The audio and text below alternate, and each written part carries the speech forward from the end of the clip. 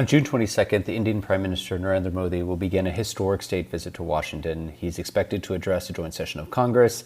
He will be celebrated as the guest of honor at a White House state dinner hosted by President Biden. And he's also expected to be feted at a Kennedy Center gala comprising of more than 1,500 members of the diaspora, American politicians, and various celebrities. The obvious question this raises is, why is Washington so eager to roll out the red carpet for an Indian prime minister?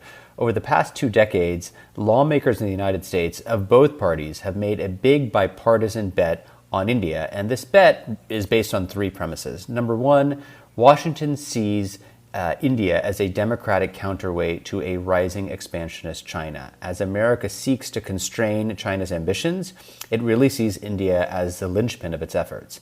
Second, India's economy remains one of the fastest growing major economies of the world. Every Fortune 500 CEO sees India as a principal market of the future.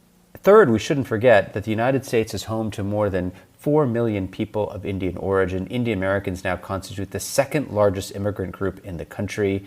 This two-way flow of people has brought benefits to both countries in terms of culture, in terms of trade and investment. So what should we expect this week as the 2 leaders meet? First and foremost, the United States has signaled its intention to give the green light to an American company, General Electric, to produce jet engines in India and transfer sensitive technology to a country that is not a major treaty ally. They expect this will pave the way for other such deals. Secondly, the United States and India are currently collaborating on an exciting new framework for tech cooperation known as ISET, or the Initiative on Critical and Emerging Technologies. You would expect announcements on higher education collaboration, semiconductor manufacturing, and defense technology.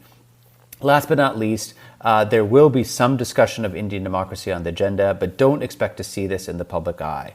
While Washington is concerned about human rights, about religious intolerance, about minority rights, it feels that it is better to bring those up behind closed doors and in a muted fashion.